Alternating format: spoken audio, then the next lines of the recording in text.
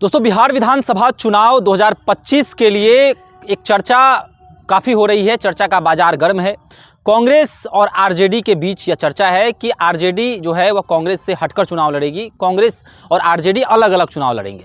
देखिए, बीते कुछ महीने का घटनाक्रम बता दें तो तेजस्वी यादव का बयान और साथ ही साथ राहुल गांधी का बिहार दौरा। राहुल गांधी जो हैं वह 2 बार बिहार पहुंच चुके हैं। चर्चा यह है कि कांग्रेस जो है अपने खेमे को मजबूत करने जा रही है और एक ऐसे चेहरे को प्रमोट करने जा रही है, एक ऐसे चेहरे की लॉन्चिंग करने जा रही है जिससे सबसे अधिक घाटा किसको होगा, तो वह है तेजस्वी यादव। यह एक युवा चेहरा होंगे और इस युवा चेहरा पर जो है कांग्रेस आगामी बिहार विधानसभा चुनाव जो है वो अकेली लड़ेगी। देखिए, कौन यह चेहरा होगा और इस चेहरे से आरजेडी को कितना घाटा होने वाला है, इन तमाम मुद्दों पर बातचीत करेंगे। हमारे साथ मेरे सहयोगी उदीप्त आर्यन मौजूद हैं। उदीप जी, चर्चा यह है कि कांग्रेस एक ऐसे युवा चेहरा को प्रमोट करने जा रही है जो कि सबसे अधिक डैमेज करेगा, वह है तेजस्वी यादव। तेजस्वी यादव को सबसे अधिक डैमेज करेगा। कौन है वो चेहरा और इसके आने से बिहार की राजनीति में कितना बदलाव आने वाला है, खासकर कांग्रेस के लिए? देखिए, इन दिनों खबर हम कांग्रेस की ज़्यादा कर रहे हैं। कारण है कि जो इनपुट हमें मिल रहा है, कांग्रेस पार्टी आर पार के मूड में तो हम नहीं कहेंगे क्योंकि जीत हार का यहाँ मसला नहीं है, लेकिन ये अब मान कर चलिए कि जिस तरीके से कांग्रेस पार्टी ने दिल्ली में अरविंद केजरीवाल का सफाया कर दिया, चुपड़ा साफ कर दिया। देखिए, दिल्ली में 41 लाख वोट आम आदमी पार्टी को मिला था, 43 लाख वोट मात्र बीजेपी को मिला है। मतलब 2 लाख वोट बीजेपी को अधिक मिला और 48 सीटें भारतीय जनता पार्टी जीत गई। इसके पीछे सबसे बड़ा कारण कांग्रेस पार्टी बनी, जिसे 6 लाख वोट आया था। तो मात्र 6 लाख ही वोट आया है और केजरीवाल जी को 41 लाख वोट आया है। लेकिन सोचिए कि 6 लाख वोट कितना डैमेज किया कि 48 और 22 पे ला दिया। अब बिहार में अगर आप चर्चा करें कि बिहार में क्या हो रहा है, देखिए, बिहार के राजनीतिक घटनाक्रम बदल रहे हैं। तेजस्वी प्रसाद यादव का जनसंवाद यात्रा चल रहा है, कांग्रेस पूरी तरह उससे गायब है। कांग्रेस कहीं सीन में नहीं है। दूसरी बात कि राहुल गांधी का भी एकदम फोकस बिहार बना हुआ है। दिल्ली से जो खबर आती है, और अभी तो सच में बड़ी खबर हम बताने जा रहे हैं। हालांकि इस खबर को दोस्तों अमर उजाला ने चलाया है, हमने वहीं वो खबर देखा, उसके बाद इस खबर की हमने पुष्टि की कि भाई सच्चाई क्या है, कि आखिरकार क्यों इस तरह की चर्चा हो रही है। देखिए, कन्हैया कुमार को बिहार में लॉन्चिंग होने जा रही है। हालांकि बेगूसराय लड़ चुके हैं, लेकिन इस बार एक ऐसा लॉन्चिंग होगा कन्हैया कुमार का, राहुल गांधी अपने साथ लॉन्च करेंगे, उनको बिहार में लाकर लॉन्च करेंगे। और ये सच में एक मारक, कहते हैं ना कि ब्रह्मास्त्र जो है वो तेजस्वी प्रसाद यादव के लिए साबित होगा। कैसे होगा इस पर हम आएंगे, लेकिन पहले ये समझ लीजिए कि कांग्रेस में बदलाव क्या क्या हो रहा है। देखिए, 2 दौरा तो राहुल गांधी का हुआ, आपने बता दिया अपने ओपनिंग रिमार्क में। अभी इसी महीने प्रियंका गांधी और मल्लिकार्जुन खड़गे का भी दौरा है बिहार में। एक बक्सर में है और दूसरा वाल्मीकि नगर में है। वहां पर भी दलित सम्मेलन किया जा रहा है। राहुल गांधी का जो 2 दौरा हुआ, एक जगलाल चौधरी जो पाटी समाज से आते थे, उनके कार्यक्रम में राहुल गांधी आए। भूतो ना भविष्य तक कभी ये कांग्रेस करने वाली नहीं थी, लेकिन राहुल गांधी कर रहे हैं। पहला दौरा जो हुआ था शुभम, उसके बाद कई दलित लीडर्स जो हैं, दलित सामाजिक कार्यकर्ता, इवन दशरथ मांझी के जो पुत्र हैं भागीरथ मांझी, उन्होंने कांग्रेस ज्वाइन कर लिया। तो दलितों का एक पॉलिटिक्स जो, देखिए, कांग्रेस का बुनियाद वोट रहा है बीडीएम, ब्राह्मण, दलित और मुस्लिम। समझिएगा इस बात को, ब्राह्मण, दलित और मुस्लिम जब तक कांग्रेस के साथ रहे, कांग्रेस पार्टी सत्ता में बनी रही। लेकिन इस वोट में सेंधमारी हुआ, बड़े स्तर पर हुआ, और वो सेंधमारी मतलब क्षेत्रीय दल जो है उन्होंने ही किया। अब देखिए, दलितों का तो बात हो गया। अब आइए कि ये इसके बाद ये पकड़िए कृष्णा अल्लावरू जब आए थे सदाकत आश्रम, तो हम लोग गए थे, वहां पर कवर करने गए थे। देखिए, इतना तो आप मानकर चलिए कि कांग्रेस पार्टी क्या गेन करेगी, क्या प्राप्त करेगी इस विधानसभा चुनाव में, ये हम नहीं कह सकते हैं। लेकिन इतना आप मानकर चलिए कि नुकसान में कांग्रेस पार्टी नहीं रहने जा रही है। नुकसान अगर किसी को, देखिए, पूरा बिहार प्रभारी बदला गया। बिहार में अभी जितना प्रकोष्ठ कांग्रेस का, सब जगह अभी बदलाव होगा। क्योंकि कांग्रेस पार्टी को रसातल में अगर किसी ने भेजा, तो ये जो इनके प्रदेश अध्यक्ष रहे हैं या पूर्व में रहे हैं, ये लॉबी जो है ना, वो सिर्फ अपने बारे में सोचा। कांग्रेस पार्टी का जनाधार धीरे धीरे 2005 के बाद तो पूरी तरह खत्म होते चला गया।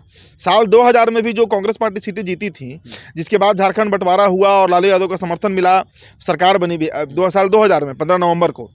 लेकिन 2005 के बाद अगर आप देखिए तो पूरी तरीके से कांग्रेस पार्टी को नेस्तनाबूद कर दिया गया, जमींदोज कर दिया गया। और किया किसने? लालू प्रसाद यादव ने किया। इस बात को हम बड़े अकाउंटेबिलिटी से कहते हैं। अगर आप कांग्रेस के इतिहास को देखें तो 8 मार्च 1990 को जो लालू प्रसाद यादव सीएम बने, उसके बाद उनकी सबसे बड़ी राजनीति थी कि देखिए, बीजेपी तो उनका मुख्य प्रतिद्वंदी है, उससे तो लड़ना ही लड़ना है, लेकिन साथ में जो बैठा दुश्मन है पहले उसको खत्म करो। तो दीमक की तरह धीरे धीरे कांग्रेस पार्टी को आरजेडी ने खत्म कर दिया। आज ऐसी स्थिति है कि कांग्रेस पार्टी में चुनाव कौन लड़ेगा ये तय कर देते हैं लालू प्रसाद यादव। कौन प्रदेश अध्यक्ष बनेगा ये तय करते हैं लालू प्रसाद यादव। कांग्रेस को पंगु बना दिया गया। तो उस कांग्रेस के रिवाइवल के लिए अब राहुल गांधी ने जो मुहिम शुरू की है दिल्ली से, वो बिहार में दिखेगा। और कन्हैया पर हम आते हैं सोम कि कन्हैया कुमार की लॉन्चिंग की बात क्यों हो रही है। सबसे बड़ा सवाल यही है कि कन्हैया कुमार पर दांव क्यों खेलेगी कांग्रेस। बेगूसराय से उनकी हार हो गई 2019 में, चर्चा खूब थी, लग रहा था कि बहुत वोट से जीतेंगे, लेकिन हारने का जो अंतर रहा वो काफ़ी रहा, गिरिराज सिंह से हार जाते हैं। तो आखिर सबसे बड़ा सवाल है कि कन्हैया कुमार पर दांव क्यों खेलेगी कांग्रेस। देखिए, इसमें दो बातें हैं। पहली तो कि 2019 का लोकसभा चुनाव अलग ढर्रे पर हुआ था। बिहार में सिर्फ बेगूसराय नहीं, 40 में 39 सीटें एनडीए जीत गई थी। वो एक लहर था, एक वेव था। पुलवामा हुआ था उसके पहले, उस वेव में गिरिराज सिंह निकल गए। इतना 6.5 लाख के आसपास उनको वोट मिला था। लेकिन कन्हैया कुमार को हराने के लिए तनवीर हसन को कौन उतारा था? आरजेडी ने उतारा था। और उसी समय ये क्लियर मैसेज मिल गया था कि तेजस्वी प्रसाद यादव कन्हैया कुमार को राजनीतिक रूप में पसंद नहीं करते हैं। देखिए, निजी तौर पर क्या उनमें संबंध है मुझे नहीं पता, लेकिन राजनीतिक तौर पर लालू प्रसाद यादव भी ये बात जानते हैं, मानते हैं, समझते हैं कि कन्हैया का अगर राइज हुआ बिहार में, कन्हैया अगर उदय करते हैं, बड़े नेता के रूप में स्थापित होते हैं, तो वो सबसे बड़ा थ्रेट जो है ना, वो उनके सुपुत्र तेजस्वी प्रसाद यादव के लिए होगा। कारण समझिए। एक और आपको उदाहरण देते हैं। अभी जो इंडिया गठबंधन का मंच सजा था, चुनाव के ठीक पहले की मैं घटना बता रहा हूँ। पटना के बापू सभागार में मैं उपस्थित था, वहाँ पर मुझे याद है ये कहार प्रजापति सम्मेलन हुआ था। उसमें कन्हैया कुमार भी पहुंचे हुए थे और उसमें तेजस्वी प्रसाद यादव चीफ गेस्ट थे। लेकिन अंतिम समय में तेजस्वी प्रसाद यादव उस मंच को साझा नहीं किए, क्योंकि वहां पर कन्हैया कुमार मौजूद थे। उस मंच पर अशोक चौधरी भी थे, ये थे आपको मंत्री थे इसराइल मंसूरी। मुझे याद है हम लोग पूछे भी थे उनसे सवाल कि सर तेजस्वी जी कहाँ हैं, तो उन्होंने टाल मटोल करके जवाब टाल दिया था। तो इससे आप समझिए कि ऐसा कोई मंच तेजस्वी प्रसाद यादव नहीं साझा करना चाहते हैं जहां पर कन्हैया कुमार मौजूद रहते हैं।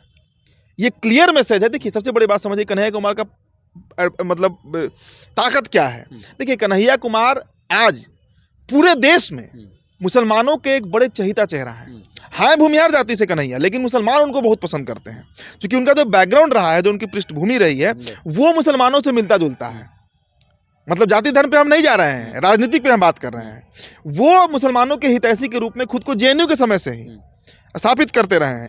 तो ये सबसे बड़ी ताकत कन्हैया कुमार की है कि कन्हैया कुमार अगर बिहार में विधानसभा चुनाव लड़ते हैं तो बड़ा तबका जो मुसलमानों का है वो कांग्रेस के साथ जुड़ेगा।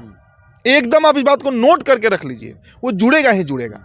और देखिए शुभम, जिस थर्ड फ्रंट की हम बात करते हैं कि थर्ड फ्रंट बनेगा, उसमें AIMIM हो सकती है, उसमें कई पार्टियां हो सकती हैं।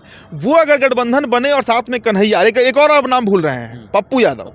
देखिए, पप्पू यादव को हम साइड नहीं कर सकते, सीमांचल में उनका बड़ा प्रभाव है। आप पूर्णिया देखिए ना, अकेले निर्दलीय लड़के दिखा दिए और जीत के दिखा दिए। मतलब नीतीश कुमार का इतना रैली, PM का रैली, सारा पूरा एनडीए कुनबा बैठा हुआ था। 40 विधायक आरजेडी के वहाँ कैंपेनिंग कर रहे थे कि पप्पू यादव को हरा देना है, लेकिन पप्पू यादव निर्विवाद रूप से जीत गए। तो ये 2-3 चेहरा ऐसे, देखिए यादव जुटेगा, प्रशांत किशोर को भी चर्चा कर ही लेते हैं। प्रशांत किशोर भी बी टीम के रूप में ही कभी कभी लगता है काम कर रहे हैं कांग्रेस पार्टी के लिए। तो एक तरफ एक ब्राह्मण है, एक भूमिहार की लॉन्चिंग होगी, यादव है, दलित है, मुस्लिम है। एक ऐसा गठबंधन कांग्रेस बनाना चाह रही है कि सीट हम जीते ना जीते, हम हो सकता है कि 5 सीट जीते, 10 सीट जीते, कांग्रेस पार्टी जो चाहती है, लेकिन कम से कम 50-60 सीटों पर तेजस्वी यादव को डैमेज कर दें। और जब तक आरजेडी का साफ सफाया नहीं होगा बिहार से, कांग्रेस पार्टी का उदय असंभव है।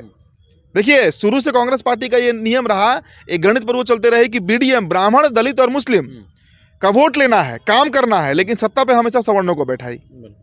आज बिहार में कई ऐसे सवर्ण नेता हैं कांग्रेस पार्टी में जो अपना सब कुछ कांग्रेस पार्टी में नहीं लगाते हैं। इसलिए नहीं लगाते हैं कि उनको पता है कि वहां पर टिकट मिलेगा कि नहीं मिलेगा, ये तो लालू जी करेंगे। तो हम क्यों, धन बल कोई चीज़ खर्चा नहीं होता है, ये बड़ा फैक्टर है। इसके अलावा एक और बात समझिए कि बिहार में पप्पू यादव अगर सीमांचल साइड में अपने 10-15 प्रत्याशी उतार देते हैं तो वो सबसे बड़ा थ्रेट। देखिए, 24 सीटें हैं सीमांचल में, 6 किशनगंज लोकसभा में है, 6 रड़िया में है, 6 कटिहार में है, 6 पूर्णिया लोकसभा में, ये 24 सीट। इसके अलावा कांग्रेस पार्टी का अगर गठबंधन होता है AIMIM से, बहुजन समाज पार्टी से, आज़ाद समाज पार्टी की भी चर्चा हो रही है, चंद्रशेखर रावण की, तो ये भी एक बड़ा तगड़ा गठबंधन जो है वो बिहार में देखने को मिलेगा। इसके अलावा एक और खबर है कि नीतीश कुमार हो सकता है कि वो मतलब ही कैन स्विच साइड्स, वो पाला भी बदल सकते हैं चुनाव के ठीक पहले।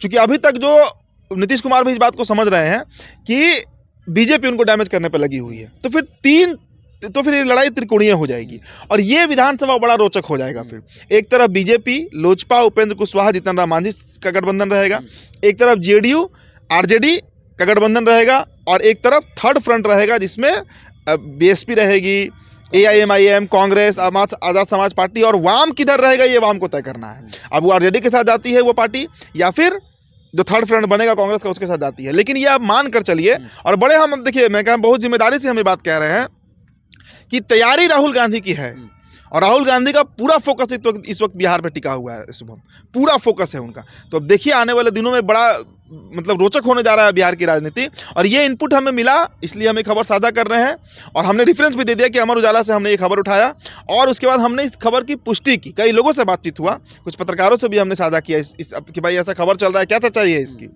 क्या तथ्य है। तो सब लोग स्वीकार रहे हैं कि हाँ कन्हैया की लॉन्चिंग होने जा रही है, कन्हैया की लॉन्चिंग होने जा रही है बिहार में। इस बार लॉन्चिंग होगा उनका, बड़े तगड़े तरीके से कांग्रेस पार्टी जो है वो चुनाव भी लड़ेगी। अच्छा, कन्हैया कुमार का जब नाम सामने आता है तो उनके विवादित बयानों को भी खूब चर्चा हो जाती है। भाजपा जो है हमेशा उस बयान को सामने परोस देती है। तो क्या 2025 लोकसभा विधानसभा चुनाव में जो है कन्हैया कुमार का वो भारत के लिए बयान, तो क्या उस बयान को भी सामने लाया जाएगा? और यह भाजपा की बात कर ली जाए तो भाजपा क्या कन्हैया कुमार को जो है इस प्रकार प्रदर्शित करेगी? देखिए एक बात समझिए, अभी रिसेंटली दिल्ली में शपथ ग्रहण समारोह हुआ रेखा गुप्ता का। अब रेखा गुप्ता का कितना पुराना ट्वीट और कितना उनका वीडियो जो है वायरल किया जा रहा है जिसमें केजरीवाल को गाली देते हुए दिख रही हैं, मतलब गाली देते हुए दिख रही हैं। एक सर्वे रिपोर्ट आपको हम बता रहे हैं, अब देखिए उसका नाम अभी हमको स्लिप कर गया, मैंने खबर किया था उस पर। 2024 में सबसे अधिक नफरती भाषण जो है करीब 3600 नफरती भाषण भारतीय जनता पार्टी के नेताओं ने दिया है चुनाव जीतने के लिए, मुसलमानों के खिलाफ उन्होंने बोला है। ये उस सर्वे रिपोर्ट में बातें सामने आई हैं निकल कर, मैं उसका नाम भूल रहा हूँ, कोई एजेंसी ने किया था ये सर्वे, मैंने खबर किया था उसके ऊपर। तो देखिए ये पुराना भाषण, फलाना ही बोल दिए, ठिकाना ही बोल दिए, उससे नहीं होता है भाई। किसी ने खूनी पंजा भी कहा है इस देश में, तो कई तरह की बातें होती हैं, उससे कोई प्रभाव नहीं पड़ने जा रहा है। और एक बात आपको और बता देते हैं शुभम, भूमिहारों का भी एक तबका है, एक सेक्शन है भूमिहार का जो कन्हैया कुमार को पसंद करता है। अगर आप हमको एक बात बताइए कि कन्हैया कुमार को अगर CM face Congress party project कर दे तो बिहार का कौन सा भूमिहार होगा जो नहीं वोट करेगा कांग्रेस को? आप बताइए हमको। कन्हैया कुमार को अगर कांग्रेस पार्टी आज मुख्यमंत्री का चेहरा बना दे, अनाउंस कर दे कि हम अकेले लड़ेंगे, कन्हैया कुमार जो है वो सीएम फेस होंगे, ब्राह्मण भी वोट करने लगेगा कि सवर्णों का सत्ता वापस आ रहा है, समझिए। तो ये देखिए ये गेम चेंजर होगा, कोई माने ना माने, पुराना वीडियो वायरल हो, ये वायरल हो, वो वायरल हो, चुनाव का समय खूब वायरल होता है ये सब, उससे कोई खास प्रभाव नहीं पड़ता है, समझ लीजिए। क्योंकि रेखा गुप्ता का हमने आपको उदाहरण दे ही दिया और कई नेता हैं जो इस तरह की बातें करते रहे हैं। तो कन्हैया कुमार की लॉन्चिंग होने जा रही है, एकदम आप मुहर लगा सकते हैं इस खबर पे। चलिए, तो क्या भूमिहार समाज से आने वाले कन्हैया कुमार की लॉन्चिंग होने जा रही है और क्या एक बार फिर से सवर्णों की एंट्री कहीं ना कहीं कांग्रेस में होगी? और जो सवर्णों की पार्टी कभी कही जाती थी कांग्रेस, तो क्या इस बार 2025 के बिहार विधानसभा चुनाव में लोगों को क्या आकर्षित कर पाएगी कांग्रेस कन्हैया कुमार के नाम पर? आप भी हमारे साथ कॉमेंट बॉक्स में अपनी राय रख सकते हैं। धन्यवाद।